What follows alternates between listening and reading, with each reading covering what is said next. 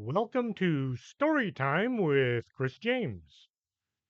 I will now pick up right where I left off. I simply reversed the settings on the control panel. World leader Pam hoped this would sound plausible. You did what to the what? There's no control panel. The time machine transporter was set to automatically send you into an alternative timeline once you were inside the cubicle. He placed one hand under his chin in a thinking hard stance. It was that shadow man, wasn't it? He screwed things up. I knew I should have used the evil clown instead. World leader Pam wanted to know what was going on. She hoped if she kept him talking, he'd spill the beans, and it might give the others time to rescue her. I was wondering how you got the shadow man to work with you. Work with me? Are you nuts? That boob was working for me. I paid him with all the volts his shadowy form could take. He's what you might call a power sponge. The doctor looked around to be sure the shadow man wasn't listening. He had one job to do, and somehow he blew it. The doctor walked back and forth, pounding one fist into his hand. It was all so perfect. There was no way it could fail. What went wrong? Dr. Spudmeyer wailed. World leader Pam had an idea. Well, oh, never mind. You can figure it out on your own. She hoped this would work. What? What do you know? Tell me. The doctor stormed over and stood right in front of world leader Pam, looking down at her captive form. Oh, it's just that I thought if you went over the details, I could point out where you slipped up. She tried to act casual. The doctor walked back and forth, making rude noises. Then he turned on her. When you refused to allow me to have the mini rheostat modulator that I needed to finish my death ray, which I was going to use to dominate the world, and then you tricked me into taking your bag of boogers, I began working on my most devilish project of all times. I would condemn you to wander the halls of a disused shopping mall for all of eternity. I needed a large workspace, and it had to be close to the mall. I simply moved all my equipment into the unused parking garage. World leader Pam tried to keep him talking. How did you know the place was down here? The doctor kicked an empty can across the floor. I sort of work here. He looked around to see if anyone was eavesdropping. Oh, I work at the mall in maintenance, but only part time, to make ends meet. Otherwise, I am totally a man of science. He tried to push out his chest and pull in his stomach at the same time. It didn't work. So far, so good. I don't see any holes in your plan. World leader Pam spotted Pam standing in the dark hallway. She waved with her taped hand before thinking maybe she should try not attracting the rescue attention to the rescue party. The doctor began pacing. I set up the power source right here. He slapped a hand on the side of the machine, causing a few parts to fall off. He quickly stepped back to avoid being hit by falling things. I ran the power cables to all of the fitting rooms in that gaudy store. I wasn't sure which one of the rooms the shadow man might entice you to enter. World leader Pam thought about how to keep him going. Maybe you sent me to the wrong time. No, I did not. I simply sent you to the time the mall was closed and then extended the time for a few hundred years. Okay. She thought hard to get more information. Maybe it was all those monsters. Maybe they screwed things up for you. No, those monsters were robots that I projected into the Mall of Doom. They would seem so real there that you would run from them. That way you could never relax or rest. You would spend eternity running for your life. He let go with an evil laugh.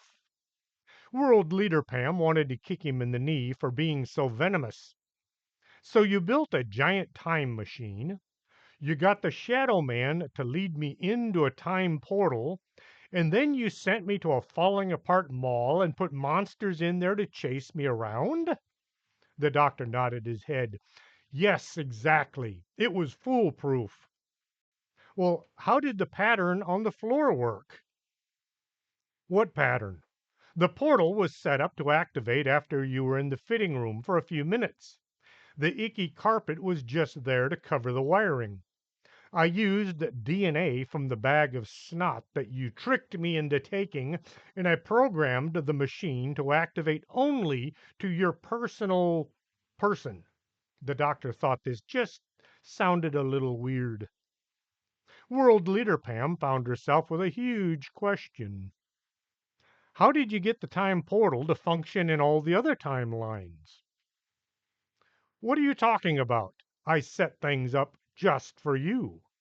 What other timelines are you talking about? The doctor gave world leader Pam a stern look. She thought she should skip the question for now. Well, I don't see where you went wrong. Maybe you should start over from scratch, build a new time machine, and try it again. Nah, I'm just going to blow you up. Much easier. Dr. Spudmeyer turned to his machine. He opened a panel where there was a red LCD display. The display said 9 hours, 59 minutes, 59 seconds. Then it said 9 hours, 58 seconds, 57 seconds, 56 seconds. Time was ticking by. World leader Pam thought she'd misunderstood him. Do you say you're going to blow me up?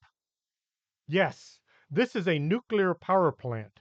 I set it to explode so there will be absolutely no way you can escape from the Mall of Doom. He did some calculating. Let's see, I'll need to pack my bag, drive to the airport, get on a plane to South America. I guess I'd best get going. World leader Pam was shocked. What kind of a sick creature are you? You're going to blow me up along with this entire mall, all over a misunderstanding over a switch? Oh no, I'm going to blow up you and this mall and this entire city. And it's not just over the mini rheostat modulator, it's the principle of things. You interfered with my plans for world domination. World leader Pam tried to tear her arm loose. All she managed was to make her arm hurt. Pam had heard enough. It was time to pounce. Let's go. She ran out from the hallway and over to where Dr. Spudmeyer was standing. All the others were right behind her. They surrounded the doctor, making threatening looks and trying to act a lot more dangerous than they felt. T-shirt Pam tried to act like she knew kung fu, while Ratty Jeans Pam acted like she had a gun hidden in her jacket pocket, which was actually just her cell phone. The doctor stumbled back against his nuclear power plant. I didn't know you were twins, or triplets, or he looked at all the Pams around him, along with the two Sarahs. Your poor mother. You leave my mom out of this, T-shirt Pam said. Ha ha! It doesn't matter how many of you there are, you can't stop the clock from ticking down and destroying you all along with your entire family. He slapped the side of the nuclear reactor. A pipe broke loose and fell, hitting him squarely on the head. The doctor folded like a cheap lawn chair. Ratty Jeans Pam pulled a knife from her pocket. She opened the blade and thumbed the edge. Stepping over, she cut World Leader Pam loose from the chair. Man, am I glad to see you guys. What do we do now? World Leader Pam looked at the LCD display. It said they had 9 hours, 58 minutes, and 32 seconds. We could run, T-shirt Pam said. She tried to laugh, but found her sense of humor was lacking. Geek Pam stepped up to the machine and looked at the controls. She looked at the wiring that seemed to run in random directions. I don't know if I can stop this thing. The controls are all screwed up. If I try to change anything, it just might blow up right now. Oh, then don't touch anything, T-shirt Pam shook her head emphatically. What do we do? This thing is going to explode in. Ratty Jeans Pam looked at the display. 9 hours, 51 minutes, give or take a few seconds. I don't want to die. I don't want my family to die either, Black Jacket Pam wailed. Well, actually, we're in Geek Pam's world, so only her family will be killed. T-shirt Pam looked at all the others who were giving her a look. What? I was just trying to make her feel better. Sarah, Geek Pam Sarah, looked at the verge of tears. She sniffed and wiped her nose, trying to keep the snot trail from hooking to her lip. We're all going to die, aren't we? She looked at the wall, a bit paled. All except her nose, which was now bright red. Not Rudolph the red-nosed reindeer red, but still very red and very drippy. Geek Pam looked at the enormous machine in front of her. She did some math in her head. She looked to be flipping a few mental coins. Then she turned to the others. This just might work. We need to send this thing to the Mall of Doom and send all the others back to their timelines right now. She thought about what she had said. Well, we should send all the Pams back to their timelines and then send the machine to the Mall of Doom. This sounded much better. World Leader Pam jumped to her bare feet. Okay, what do we need to do? Meek Pam looked at the assembled bunch. Sarah, I need you and World Leader Pam to go to the radio hut and bring back everything. Everything? Yes, the whole store. I don't think I can give you a list of what I need, so just bring it all. Sarah pulled an American Express Platinum card from her back pocket. It's a good thing I brought this. The two girls ran for the stairs. Ratty Jeans Pam, T-shirt Pam, I need you guys to help me drag all that junk in the workshop office bedroom out here. I'll probably need most of it. Geek Pam had picked these two Pams because their clothes were already messed up, so a little more dirt wouldn't show. Pam, take Black Jacket Pam and her Sarah back to the Mall of Doom and evacuate all the Pams to their home time. Pam ran for the stairs leading up to the fitting room. Black Jacket Pam and Sarah were right on her heels. Sarah walked into the radio hut. The man behind the counter looked at her. Can I help you, little girl? He gave her a you don't know what any of this stuff is, do you? Look. Sarah turned to him and smiled. I'll take it. Take what? All of it. I'm buying your store. Sack it up. The clerk looked at Sarah and then he looked at World Leader Pam.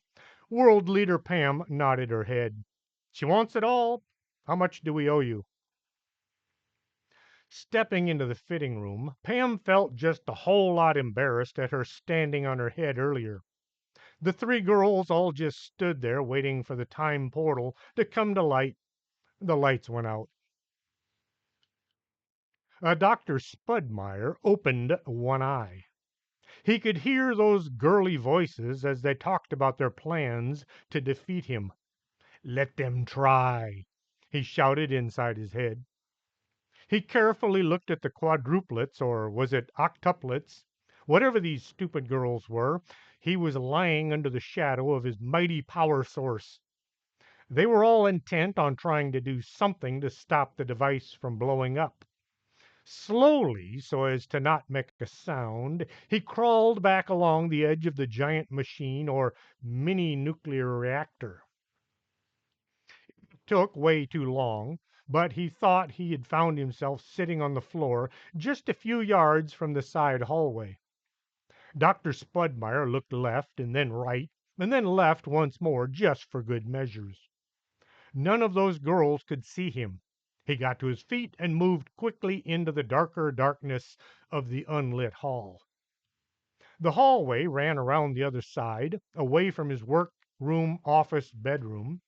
After a few minutes, Dr. Spudmeyer came to a halt right beneath the fitting rooms of that useless clothing store that only people like those sisters would ever go into. He couldn't help but laugh. Those girls think they've defeated me.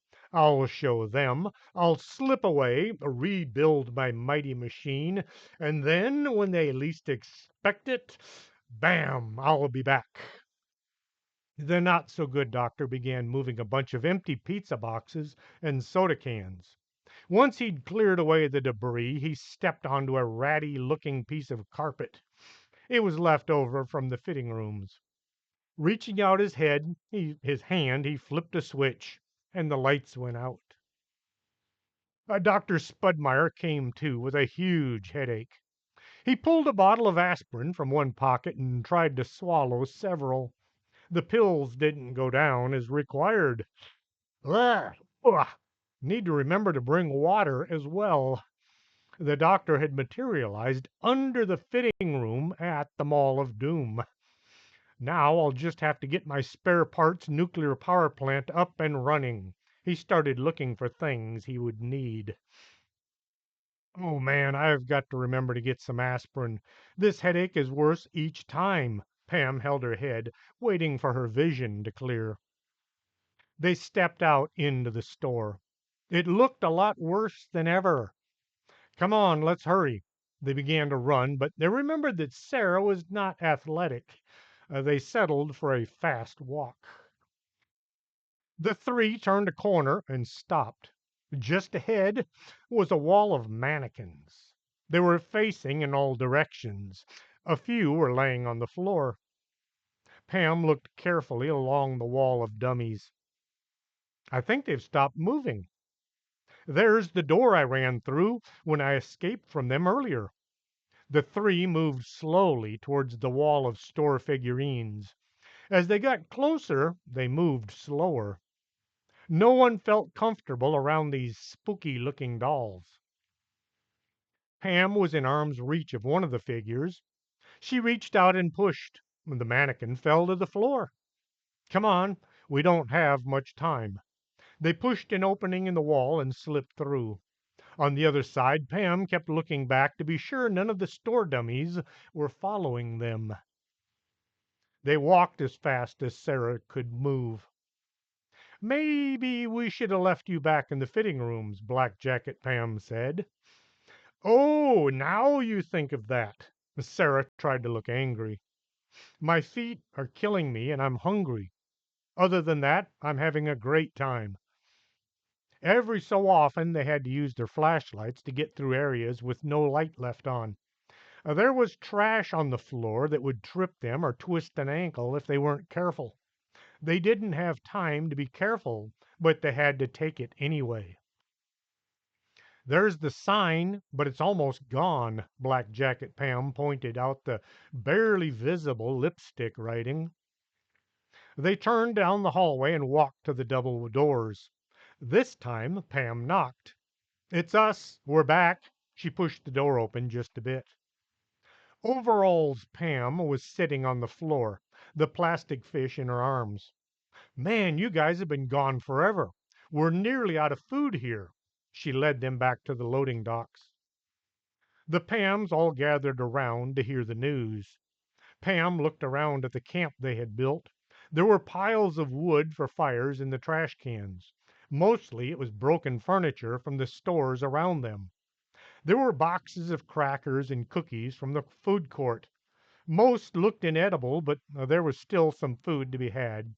Piles of blankets and pillows were all along the walls. Okay, listen up. We have to return to the Dimension store and get you all back to your time, and we only have a few hours to do it. Let's go. She turned and headed out the door. The Pams grabbed what few things they had grown fond of and began to follow. Pam was feeling the strain. She'd only made this walk so many times she felt she could do it in her sleep. Black Jacket Pam looked like she could run back to the fitting rooms and return with little difficulty. Sarah might need a shopping cart, if she was going to make the trip. Geek Pam was sitting on the floor, surrounded with electronics of every kind.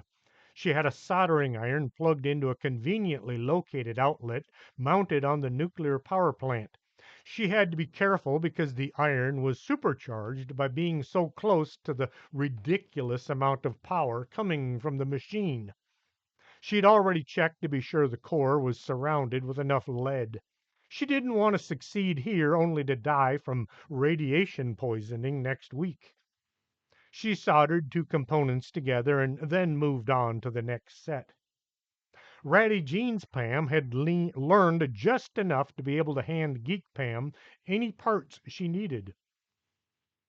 There were thousands of electronic components scattered all about the floor, as well as coffee cups. World Leader Pam and Sarah had just finished emptying plastic bags from the radio hut.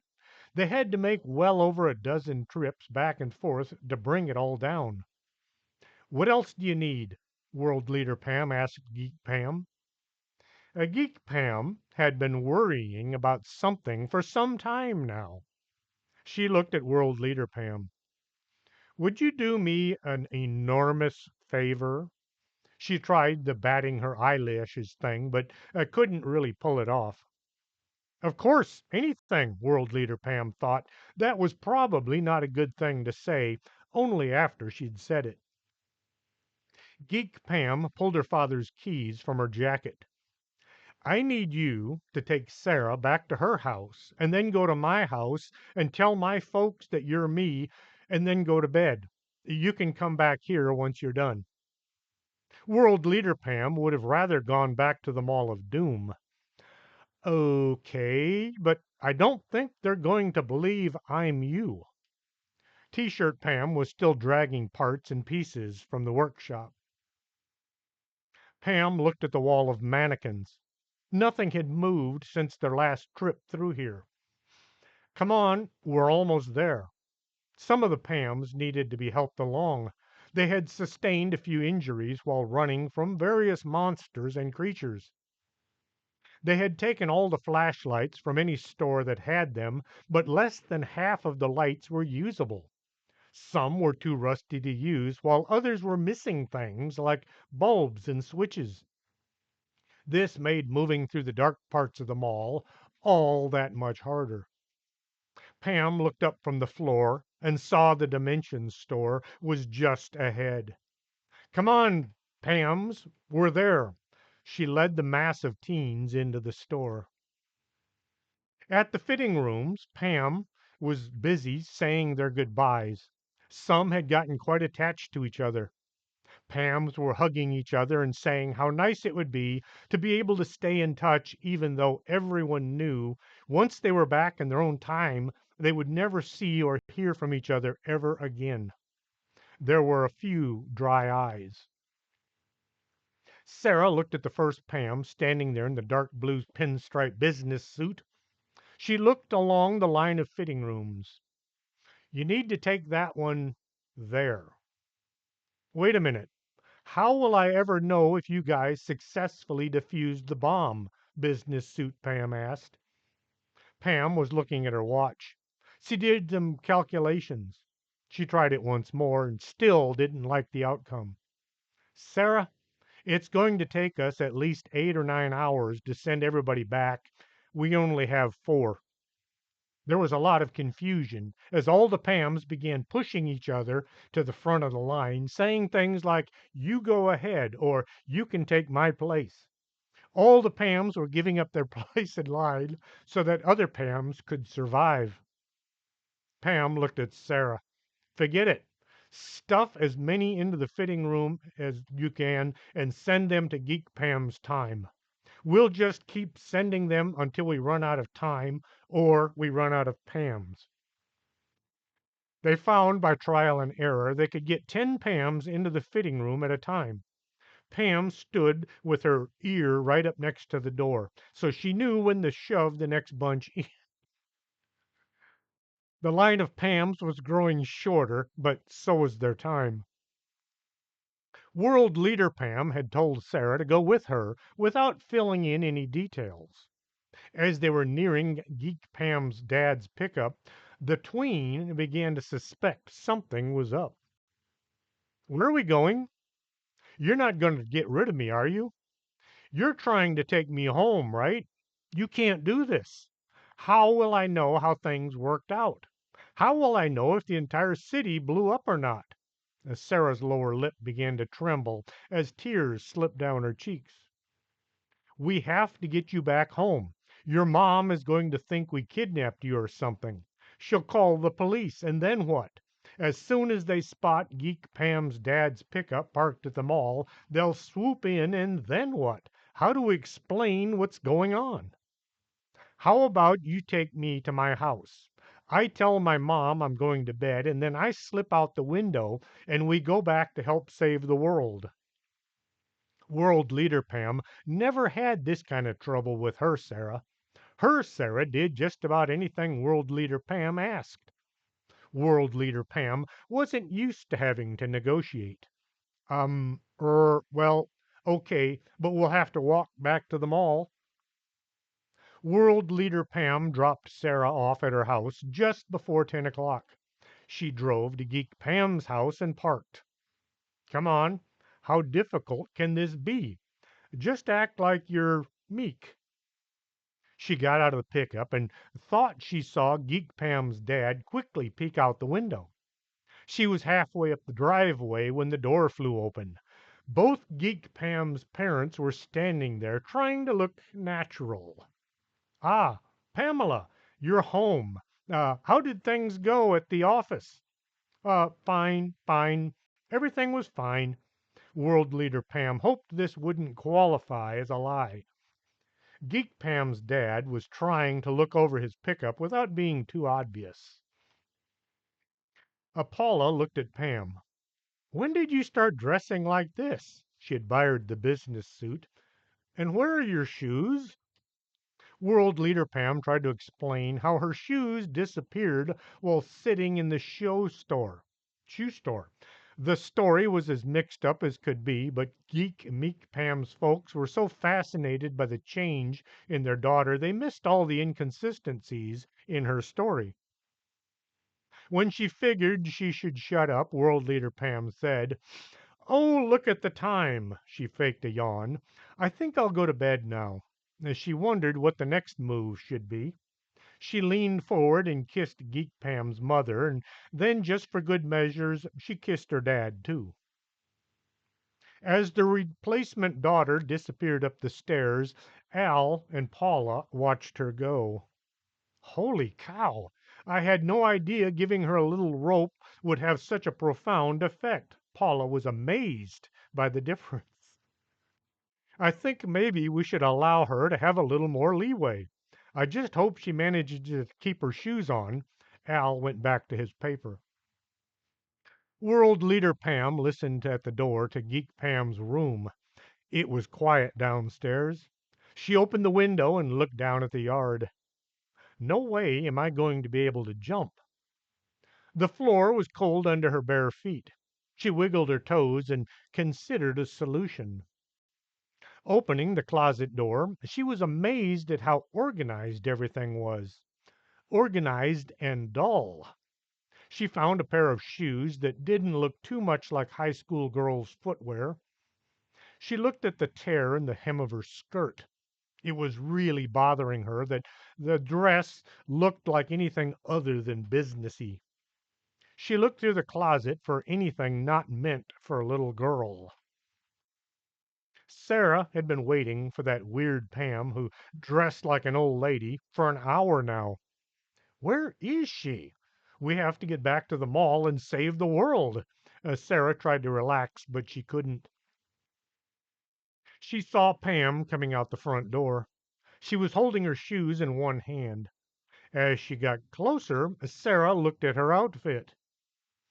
Why are you dressed like Alice in Wonderland? World leader Pam looked down at the dress. I am? I thought this was just a fancy blue dress. That would explain the white apron. She turned and went back to the door. The knob wouldn't turn, as she had locked the door on her way out. World leader Pam began feeling her pockets for the key. Next, she tried feeling her outfit for pockets. Oh man, this is embarrassing. She wanted, she went back to join Sarah. Let's get going. We have to walk all the way to the mall. World leader Pam hoped no one she knew would see her. Johnny had worked at the Dimensions Fashion from Beyond since it had opened just last week. He'd seen a few strange things in his time, but the last few hours were it. Johnny was told to put all the clothes back on hangers and not to leave until he was done. It was well past closing time, but he was stuck working late. Every so often, the door to the fitting room, number 4, would open, and 10 girls, all the same girl, would fall out onto the floor. They were all holding their heads like they had horrible headaches. They would get up and they would run to the maintenance room stairs. And to make things worse, they all looked exactly the same. This was happening just about every 5 minutes. T-shirt Pam was surprised when the first 10 Pams came down the stairs. Business suit Pam explained what was going on. Not having any choice, T-shirt Pam just started pointing them to things they could do. Soon there were Pams running back and forth delivering equipment to Geek Pam. A wall of electronic components was slowly being built all around the nuclear power plant. The display now said 0 hours, 10 minutes, 13 seconds. Barista Pam walked over to Geek Pam and handed her a steaming cup of coffee. I found some bags of coffee back in the storage room. There's no cream or sugar, but there's plenty of caffeine. That's okay. I like coffee in my coffee. Geek Pam felt the jolt to her system and got busy checking all the components. Pam looked at her watch. Shoot, we are almost out of time. There were 10 Pams waiting for their turn. The sound of grinding stopped and Pam opened the door. Go, now! She pushed them in as quickly as she could and then she shoved Sarah in with them. The door barely closed. She had to put one foot on the door across the hall and push with her shoulder. Once the door was closed, Pam had to wait. She wanted to look at her watch, but then she really didn't want to look at her watch. All she could do was wait for her turn. As soon as it was quiet, Pam opened the door, stepped in, and waited. She stood there wondering if she would make it out of this world or be trapped in the Mall of Doom for all of eternity. Well, if I do get trapped here, I guess I can move in with Sharma as a ghost. I'll haunt the attic along with. The lights went out. World leader Pam and Geek Pam's Sarah arrived at the mall to find it was closed. Man, how do we get in?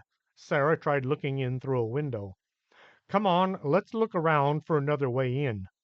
World leader Pam was glad nobody could see her dressed like a storybook character. Geek Pam picked up the remote control. She aimed it at the nuclear machine. She looked at the display. It said 0 hours, 0 minutes, 15 seconds. With all the Pams around, there was no way of knowing if they'd all made it or not. You could hear a pin drop, or at least a drop of water drop, as all eyes were focused on the display.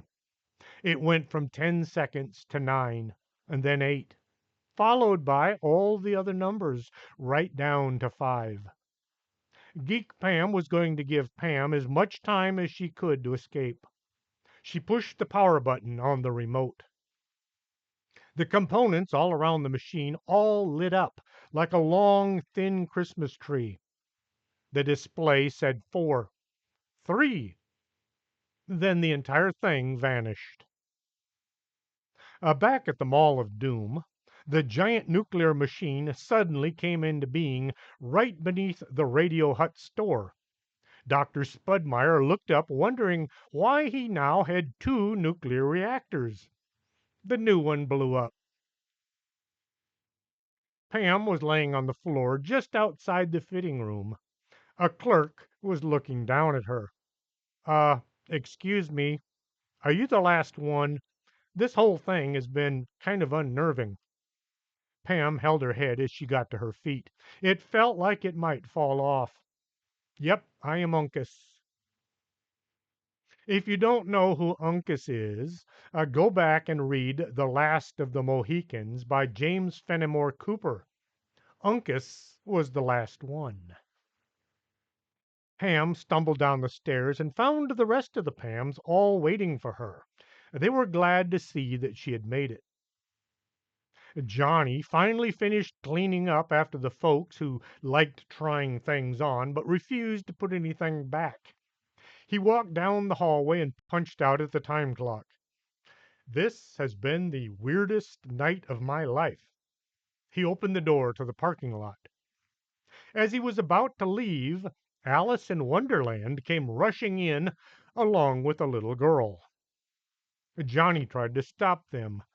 Wait, you can't come. He looked at Alice's face. Oh, never mind. He held the door for them. World Leader Pam found the stairs going down to the underground, unused parking lot. Her and Sarah made their way down, hoping they were not too late. Too late for what?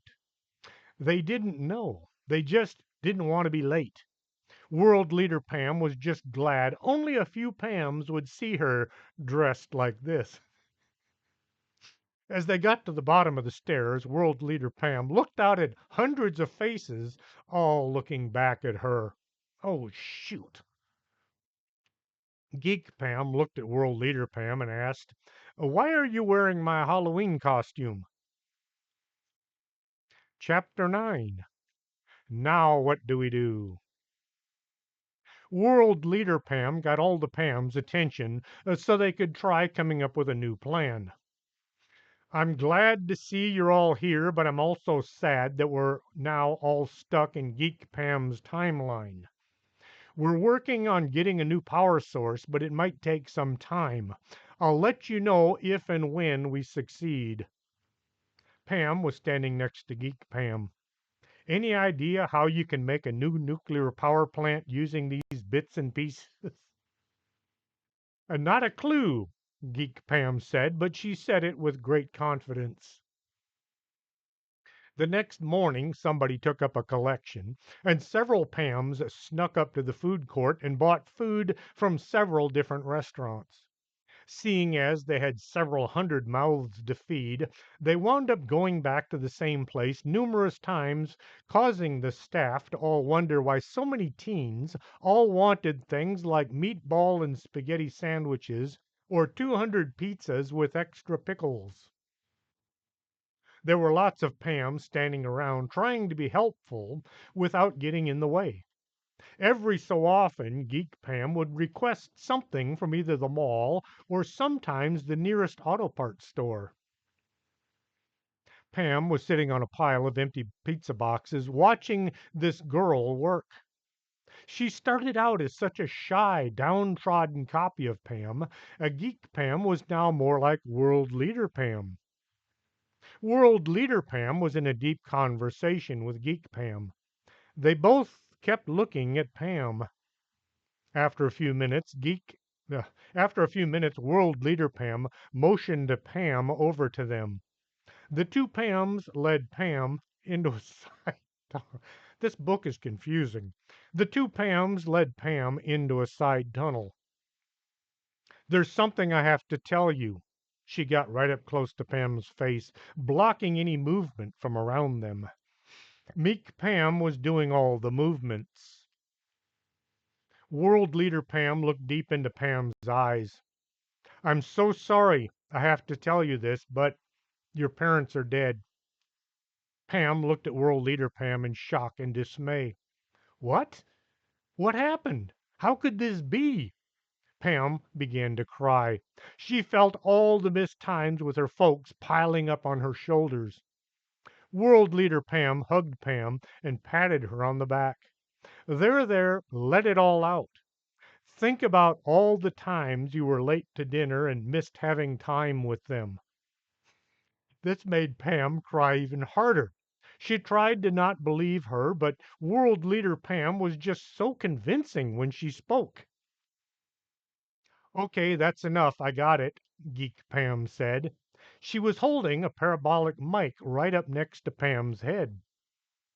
Pam looked through blurry eyes at Geek Pam, and then she looked at world leader Pam. What? Why? Who? I'm so sorry, really. I did that, but it was the only way we could do it. World leader Pam looked ashamed by what she had just done. Pam looked at world leader Pam, dressed like Alice in Wonderland. What's going on, and how do you know my folks are dead? They're in another timeline right now. Look, Pam, I'm really sorry about that. Geek Pam has come up with a way to get us all home, but we needed a lot more power, so she looked at Geek Pam for her input. I've wired all the car batteries together that we could afford. Everyone is out of money now, but we still need more power. There's not a stronger source of power than emotions, and the most powerful emotion is grief. She thought a second. Well, no, actually, the most powerful emotion is anger, but we knew you wouldn't get very mad, so we went with grief. So you used me to charge your batteries? Both the other Pams nodded. Okay, so my folks aren't really dead? Nope. They're still there, but they might be wondering where you are right now. Do you have enough power? Geek Pam did some calculations. I'm afraid we're going to have to torture a few dozen more of us before we're up to full power. That's terrible. Pam felt weird not knowing if she should be mad or sad or accept what world leader Pam and Geek Pam had just done. Tell me about it. I feel rotten about telling you what I said, but it's our only means of ever getting home. World leader Pam noticed a shiny puddle on the shoulder of her costume. Pam decided she really wanted to go home. Okay, who's next? They called the next Pam over to tell her the bad news. World leader Pam peeled the nasty snot soaked apron from her body. Oh man, I feel like such a rotten person. I've made over 20 young girls cry. Each and every one of them had cried on her shoulder and left behind more than just tears. Pam had found a box of Kleenex in the office, but none of the Pams managed to get their bodily fluids onto the paper. Just world leader Pam's white cotton apron. The three Pams were sitting in the office next to a huge pile of car batteries. Pam looked at the pile. So, do we have enough power to send everyone home now? World leader Pam looked at Geek Pam. Geek Pam looked back at world leader Pam. They had a discussion with just their eyes. You might want to tell her now, Geek Pam said. Pam looked at world leader Pam. What? Are you going to try to make me cry again? No, nothing like that. We do have enough power, but only to send one person back in time. She looked at Pam, and we'd really like for you to say yes. Pam looked at the two Pams looking back at her. Why do I get the feeling that this just might be the most dangerous thing I've ever done? Geek Pam tried to explain. We want to send you back in time to last week.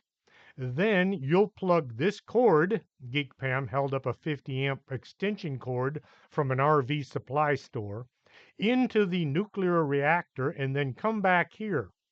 Simple. Wait, wait. How on earth? That can't work, can it? Pam was confused. World leader Pam tried to help. We have 500 feet of cord. It should reach. Pam thought this sounded crazy.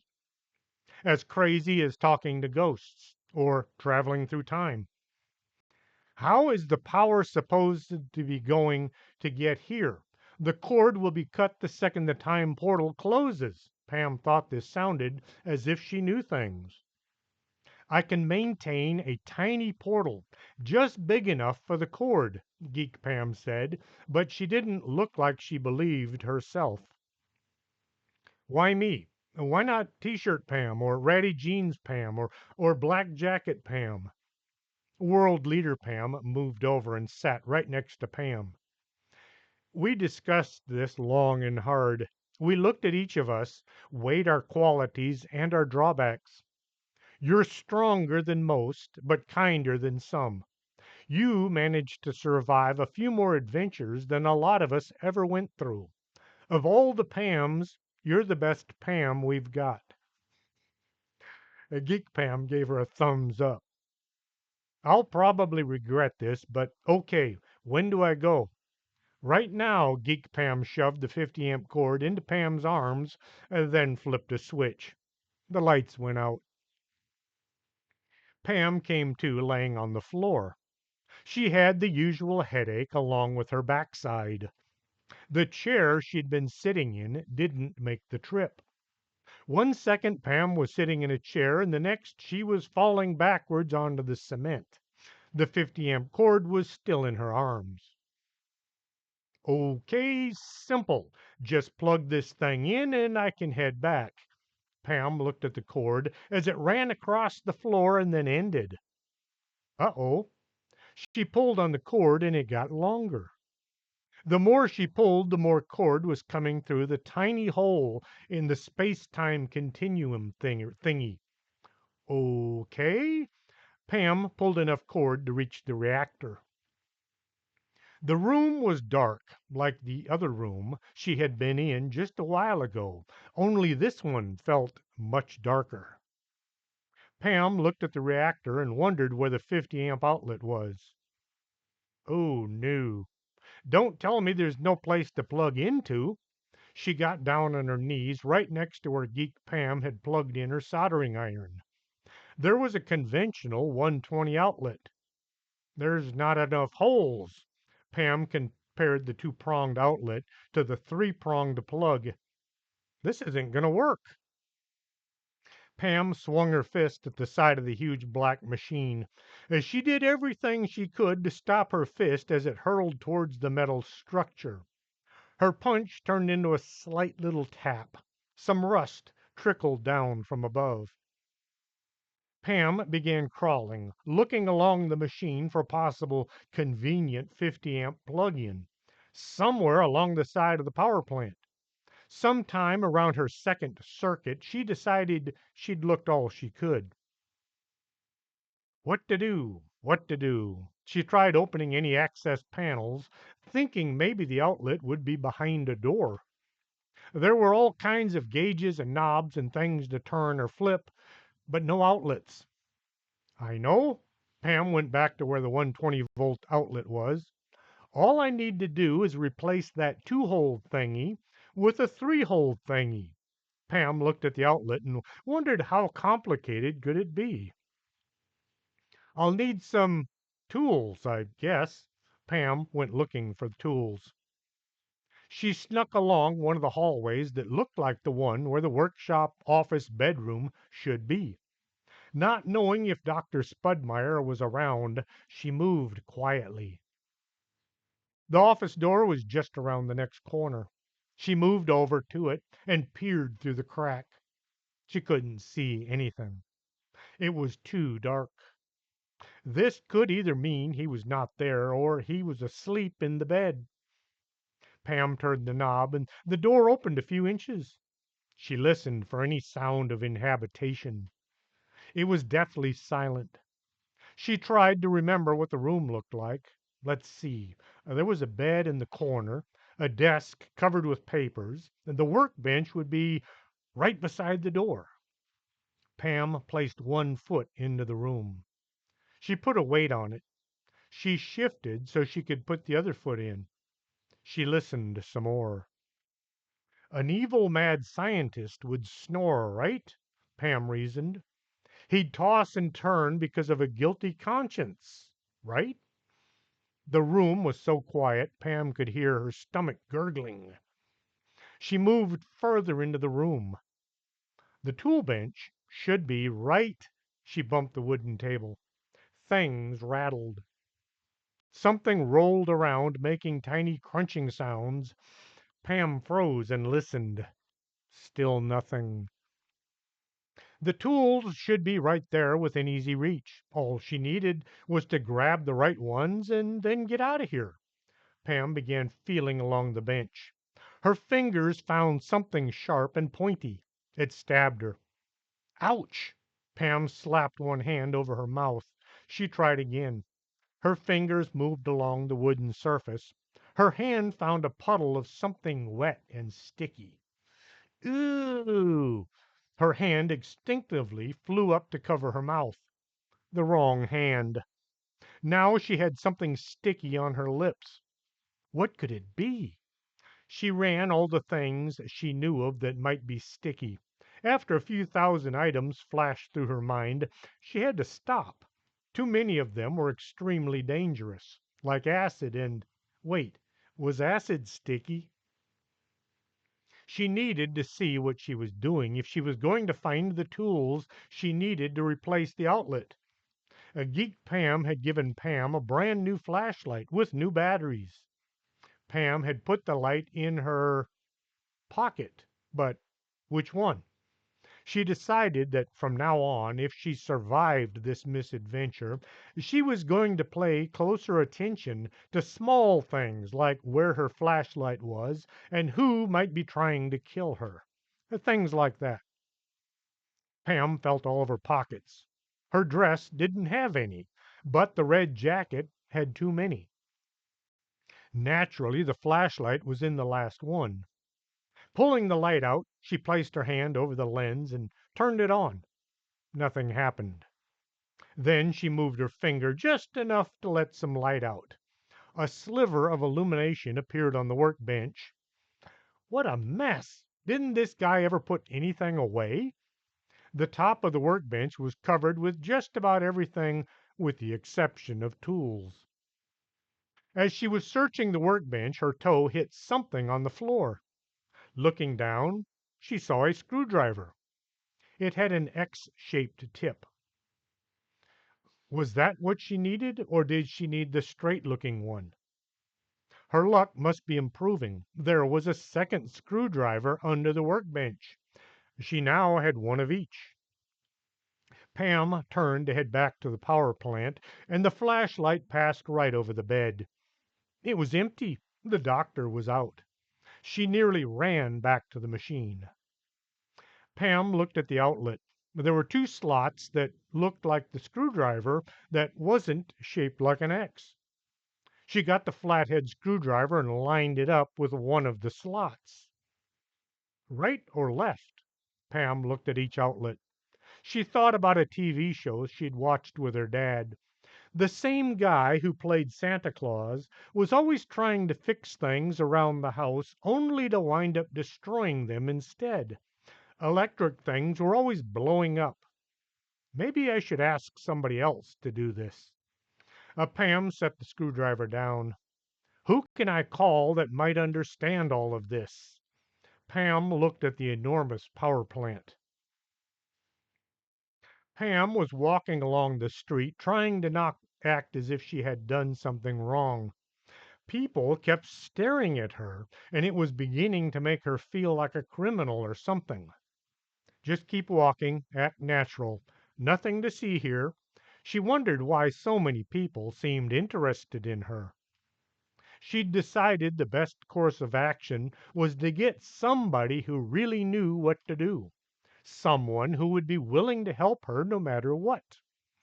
Someone she could count on no matter how bizarre the story sounded. She was heading to the office. As she came into sight of the office, Pam began to worry that just maybe this was the wrong thing to do. Did she have a choice? Yes. She could just walk away and try to deal with the fact that she'd abandoned all of herselves from all their timelines. They would all grow old there under the mall, wondering why she didn't help them. They'd probably hate her. I don't want to hate myself. Let's do this. Pam stepped up onto the porch. The door looked new. It had been replaced sometime in the last few weeks. Pam grasped the doorknob and tried to turn it. Her heart was pounding. She opened the door and stepped in. Meek Pam was sitting behind the receptionist's desk. She'd been busy making sure the Rolodex was accurate with all the staff contact information up to date. She did this about twice a week. The door opened and somebody walked in. Meek Pam looked up and froze. There was some strange girl standing in front of her desk. "I need your help. The world as we know it depends on us," the strange looking girl said. Pam looked at Meek Pam and wondered what she'd done wrong. Meek Pam was just sitting there staring at her. Meek Pam looked at the stranger. She looked kind of familiar, but she definitely needed a shower and some clean clothes. For some unknown reason, she had grease smeared all over her mouth and chin. It looked kind of like a Van Dyke beard in a greasy way. Her green dress was covered with greasy handprints. The red vinyl jacket had too many pockets. Her boots looked cool, but they clashed with everything. Um, if you'll just fill out this form, Meek Pam passed the standard "I need help" form across the desk. "I'll see which of our staff can be of assistance to you." She couldn't pull her eyes away from the greasy smear.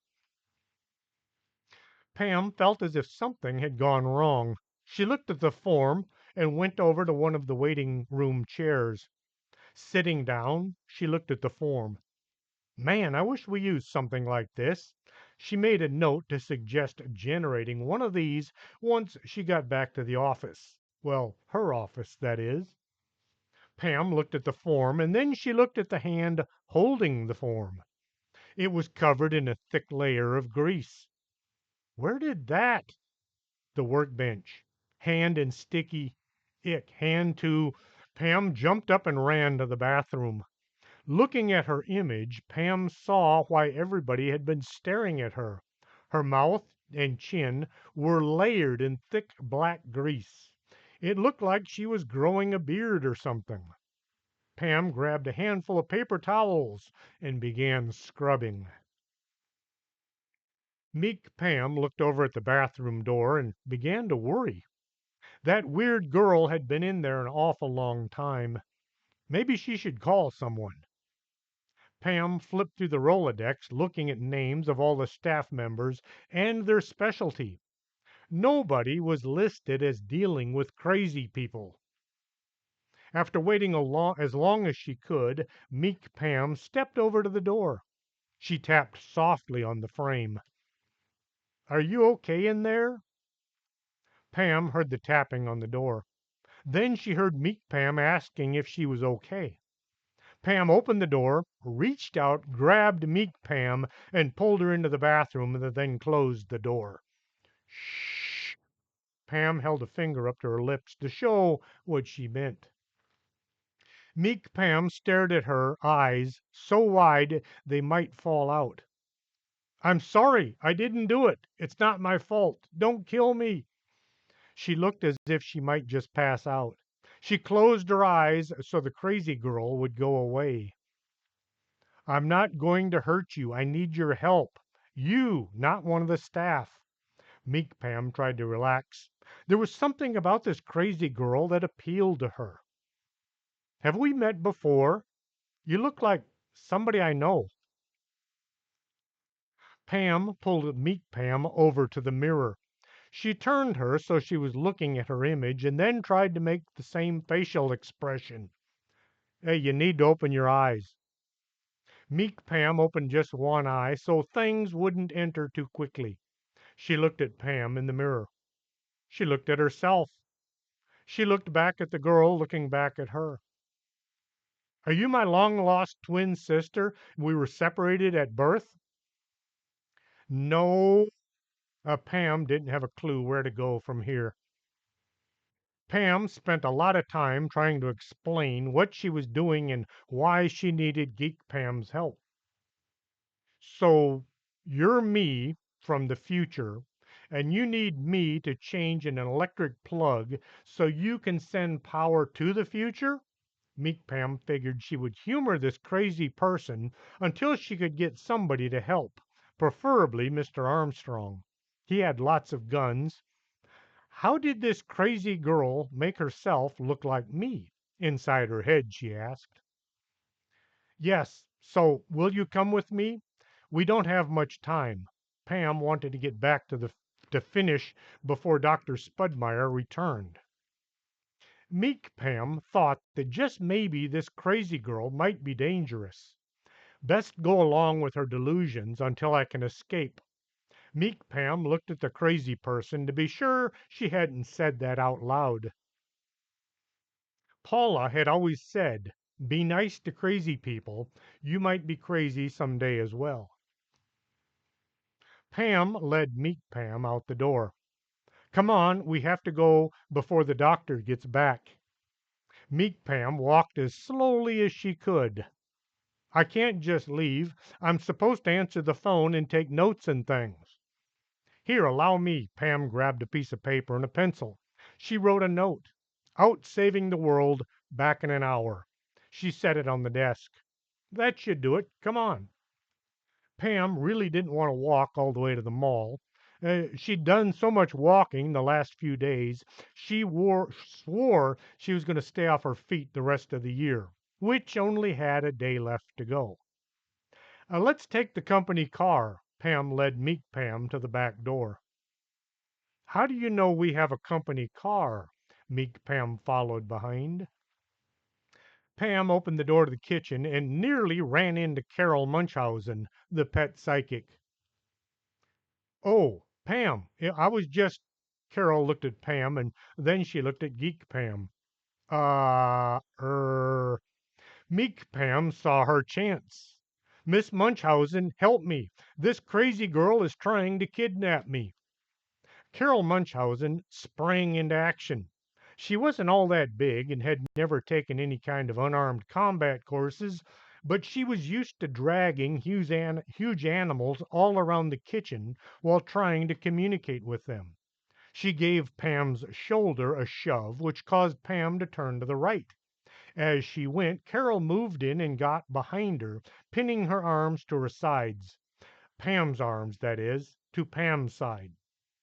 Pam tried to break free from Carol, but the pet psychic was stronger than her. Meek Pam just kind of moved out of the way and tried to not get hit by any flailing feet. She must be crazy. She said she was from the future. Prince Wapo came strolling along the hallway as only a giant cat can stroll. He showed little interest in the goings on going on right in front of him. He came to a stop right in front of Pam. He stared at Pam and then he turned his gaze to Meek Pam. Pam stopped struggling. Meek Pam stopped trying to explain what she thought was going on. Carol looked at the prince. He made some kind of a weird sound. It wasn't a meow or a purr. It was more like a loose screw makes in a vibration as it's in a small hole. Carol let her grip loosen up. Really? She said, followed by, Are you sure? And then, Well, I know you're a cat, but the prince made a few more sounds and then sat down and began licking his front paw. Carol looked at Meek Pam, and then she let go of Pam and looked at her instead. The prince just said we should listen to this girl and do what she says. Meek Pam looked at Carol as if she might be the crazy one. Are you sure? He's just a cat. How does he know we can trust her? The prince gave Meek Pam a look that conveyed his displeasure at her failure to immediately take his word as gospel. That's what he said. Carol looked at the dirty twin to her receptionist. Are you really from the future? Pam didn't want to go into all the details just now. We need to go we need to go change out that plug and we don't have much time. Well, come on, I'll take you two for a ride. Carol led the two Pams out to her pickup. It looked like what you'd expect to see on any farm or ranch, just the one seat. Carol got behind the wheel, and meek Pam jumped in next to her, not wanting to have to sit next to the crazy person in case her insanity was contagious. She also wanted to be close to Carol in case there was another fight. Pam got in last. Meek Pam found herself sitting next to the crazy person anyway. We need to go to the mall. Carol rolled her eyes at Pam. Are you putting me on? I wish I could explain it, but we don't have any time. Pam sat back and tried to relax. The drive only took a few minutes. Carol began looking for a parking spot. You can just drop us off. I appreciate the ride, Pam said. I think I'd better come with you. I don't think Pam here, she pointed to meek Pam, is old enough to be running around on her own, and I'm still not completely convinced you're on the up and up. Pam considered how wild she must look, having run through the Mall of Doom so many times she'd nearly memorized the place. She still had grease on her chin, and her clothes were more ratty looking than ratty Jean's Pam, who did have a bunch of holes in her pants, but at least they were mostly clean. We need to go to the maintenance door near to the gift wrapping store. Pam opened her door. Meek Pam slid out the driver's side after Carol. The door should be unlocked. Pam led the two through the mall. They walked behind her a few feet, but they stayed with her. Pam saw the door she wanted. Please be unlocked, she said as her hand reached out to the knob. It turned, and the door swung open. Pam breathed a sigh of relief. She held the door as her companions followed her through.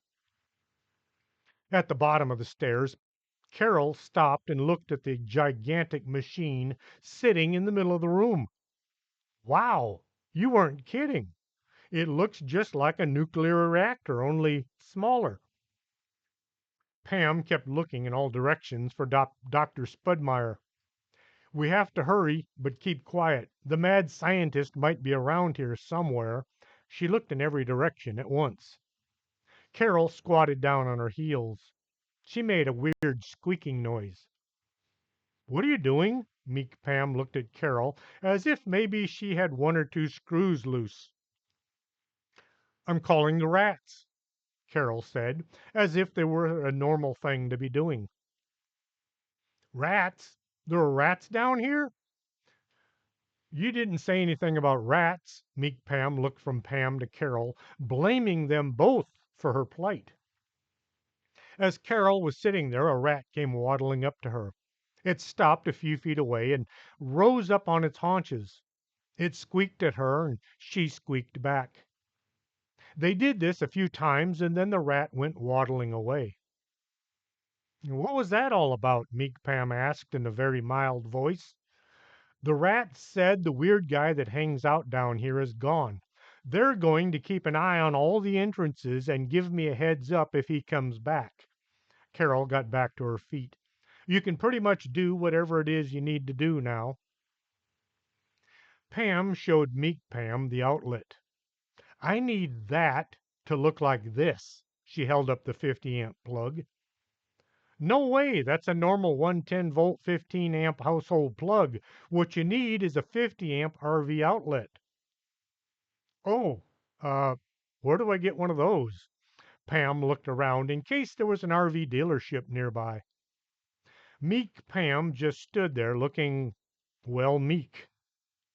Carol looked around the underground complex. Is there a storeroom or a maintenance room around here someplace? Pam pointed to the hall. There's a combination workroom, office, bedroom over there. She led the two over. Once they found the workroom, meek Pam got busy looking for the right outlet. She found one that should do the trick. She grabbed some wiring and a few odds and ends. We might need these as well. She handed everything to Pam. Meek Pam pulled the toolkit from under the workbench. Might need this as well. They headed back to the reactor. Meek Pam didn't look like she knew what she was doing. She looked scared as she opened a panel on the side of the reactor and began messing with wires. Pam stood by watching as the teen unscrewed one thing and screwed in another. Carol wondered about the underground parking lot. She wanted to take it all in. Wow, if I'd known this was down here, I would have come to the mall at least once. She pulled her cell phone out and clicked some photos. She got a dozen of Meek Pam working on the wiring. How often do you get to watch a receptionist rewire a nuclear reactor? She took several of the two Pams together. The 50 amp outlet was now wired to the nuclear generator. Meek Pam was checking all the settings while Pam and Carol carried all of the tools and the parts back to the workshop. I had no idea she had such talent, Carol said. She's kind of wasted sitting there answering the phone. Pam considered how much she should say. Just watch. In a few days, she's going to be like a different girl.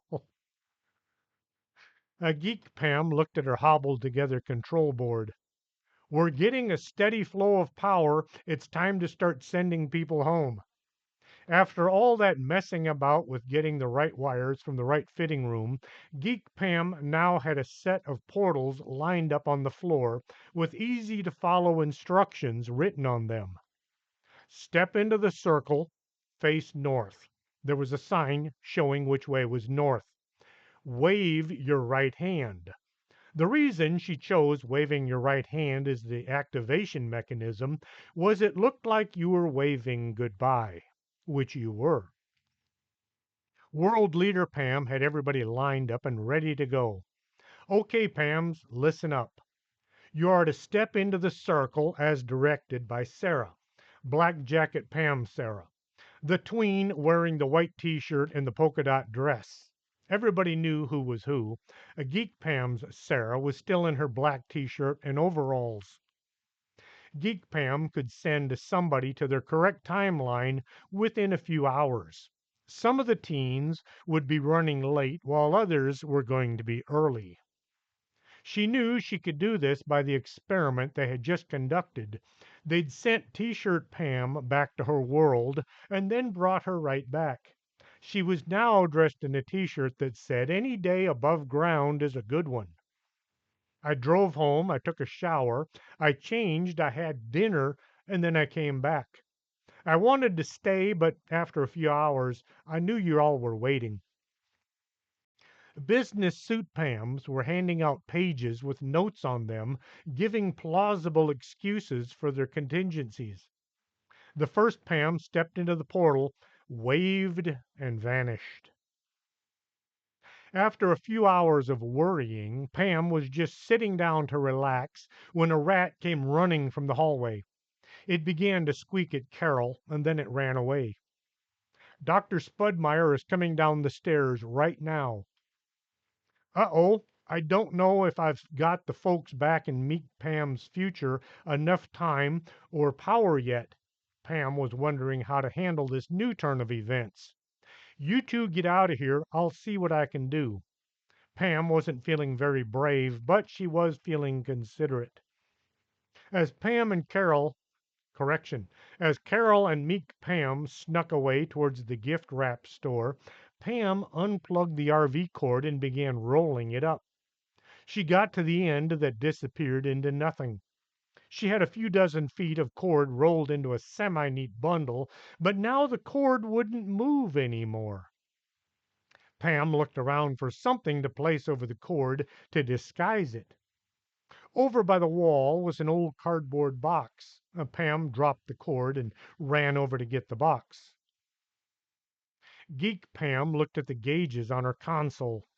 We just lost power. Something is up last week. She looked at World Leader Pam as if she might know what was going on. World Leader Pam ran to where the cord vanished into thin air. She gave the cord a few yanks, but it did nothing but lay there. Geek Pam, can you make this opening bigger? Geek Pam looked around her console until she saw the right dial. It was marked with a little sign that said Pam last week. She turned it, sending what little power was still in the batteries to the portal. World Leader Pam got down on the floor. Pam, can you hear me? As she was yelling this, she got to wondering if maybe somebody else was standing next to the portal and they could hear her voice. Maybe I should take a look. World Leader Pam got her face right down by the end of the cord. Slowly she shoved her head through the portal. The lights went out, but only mostly. Her head began to throb. She looked around the room. Pam was running back with a cardboard box when she saw a head laying on the floor. Ah! She screamed. World Leader Pam heard Pam scream. What happened? She tried to look around but could only see the floor. Pam looked at the head that was now yelling at her. What are you? Move, he's coming. Pam ran towards World Leader Pam's head. As she was getting close, Pam dropped down on her knees and then her stomach. She pushed herself head first through the tiny opening. World Leader Pam saw Pam coming and tried to move. Their heads collided. Pam was moving fast enough, and World Leader Pam was already trying to crawl backwards, and so the two shot through the portal and wound up laying in a heap on top of each other. Meek Pam looked at the two Pams. What's going on? Pam felt horrible. She didn't want to do this anymore. Dr. Spudmeyer was coming. Meek Pam grabbed the cord and pulled. Dr. Spudmeyer was almost to the bottom of the stairs when he thought he heard somebody yelling. He ran to his glorious machine and looked around. There was some kind of a yellow snake thing slithering away. It vanished before he could get a good look at it. Odd. I didn't think there were snakes down here. Geek Meek Pam looked at Pam. What happened? We still have nearly half of the Pams to go. Pam told her about Carol and the rats and how they had warned her that the doctor was coming down the stairs. Now what do we do? World Leader Pam tried to think of a solution. Pam got there first. Send me back, only make it just 2 hours. That way Meek Geek Pam will have finished with the 50 amp outlet change, and I won't have to go through all of that again. World Leader Pam thought that this was a splendid idea.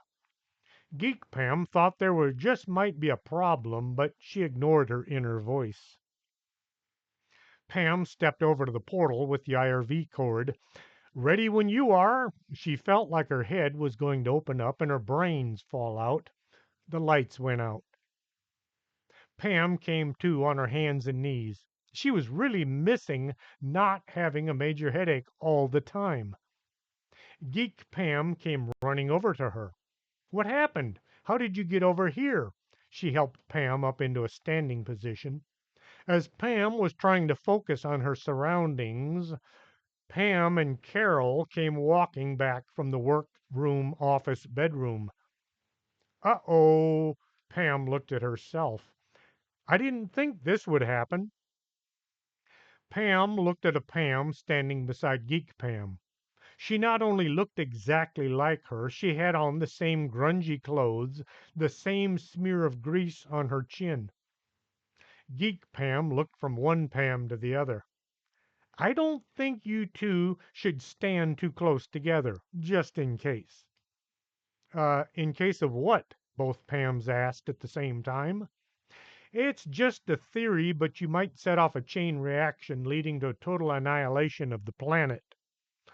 Oh, they both said. Staying apart sounded so easy until they tried to do it. Every time something was needed, they both wanted to help out. Every few minutes, they found themselves getting closer and closer. Carol looked at the three Pams with her. So, how is this going to screw up our future? Now that Meek Pam had met you and learned about what is going to happen in the future. Carol hoped this wasn't going to be too big of a mess.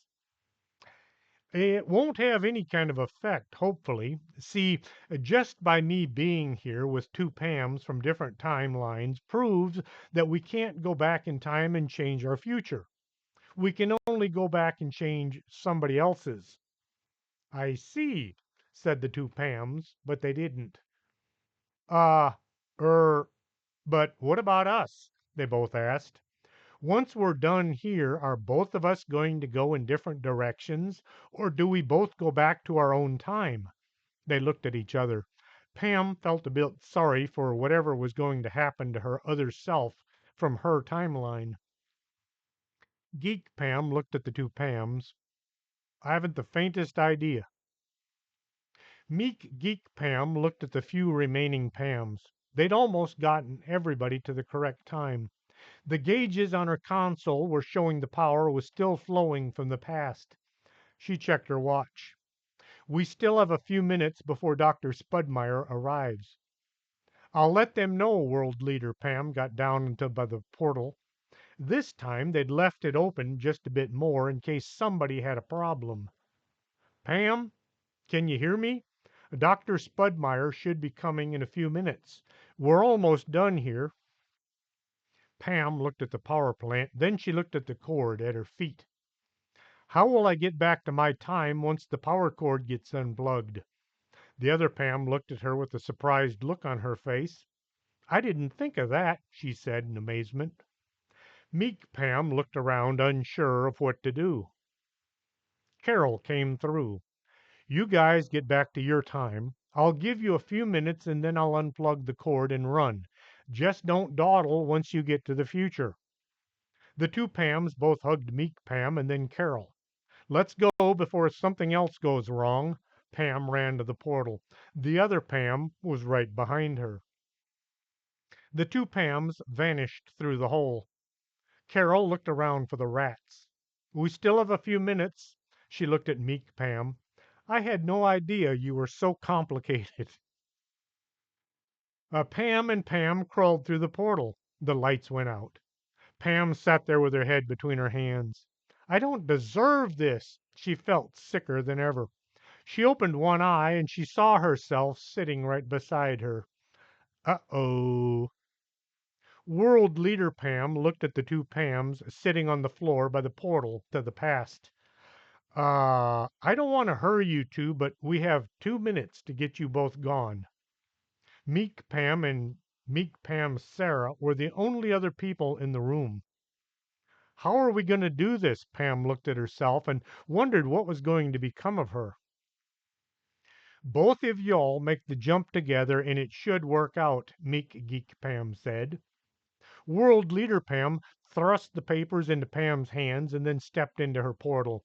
She waved and was gone. Well, it was nice meeting you. I'll see you at work. Pam gave Geek Pam a quick hug and then stepped into the circle. The other Pam had to hold on to her so they could both stand in the middle. Pam waved her hand and the lights went out. Carol unplugged the cord and shoved it into the corner. The end was cut off like a sharp knife through butter. Meek Pam saw the rats running from the dark.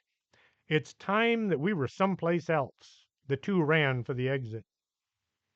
Dr. Spudmire came to the bottom of the stairs. He thought for just a second he heard somebody yell, but it was gone before he could say for sure. Oh well, just echoes from the past. He headed for the office. Pam awoke laying on the floor of the fitting room. Her feet were up in the air, and Wendy was sitting on her chest. Pam felt as rotten as she ever felt. At least her boots were on the right feet this time. Somebody was banging on the door. Are you okay in there?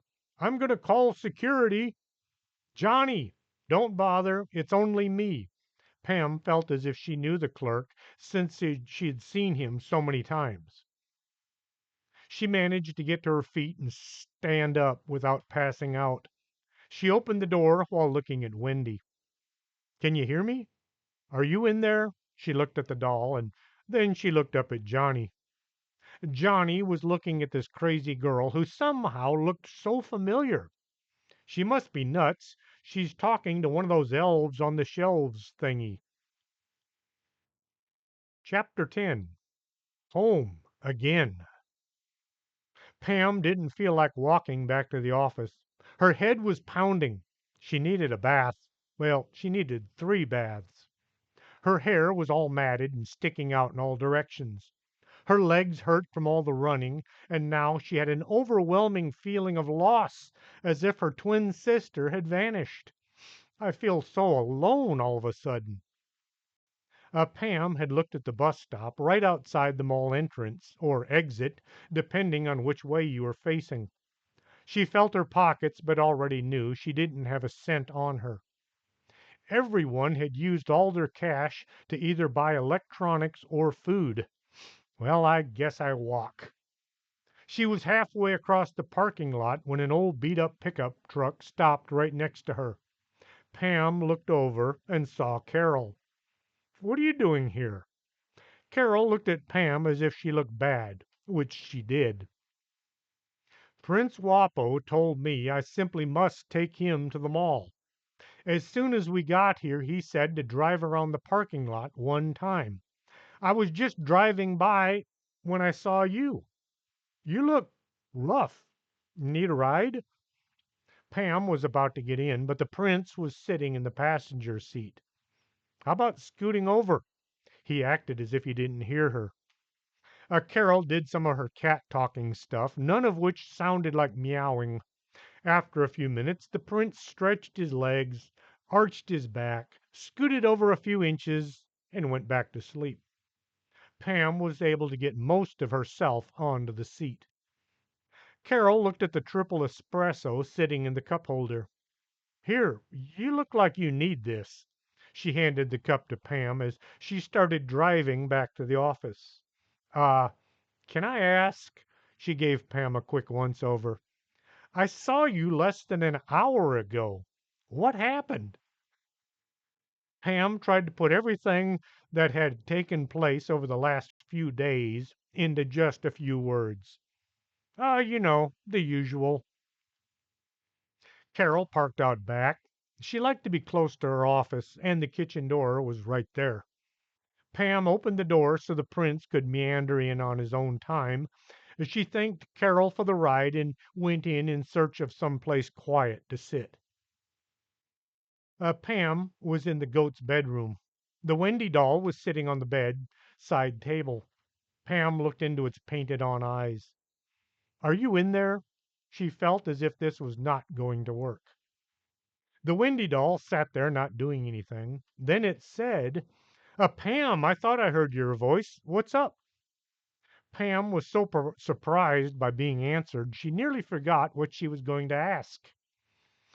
"I know Christmas is come and gone, and I really appreciate what Santa got for my mom and all, even though I don't know what it was. But I was just wondering if maybe I could make one tiny little request. Take it off my next year's Christmas gift list." Go ahead. All I can do is report. The big guy makes the decisions." Wendy sat there with her painted on smile.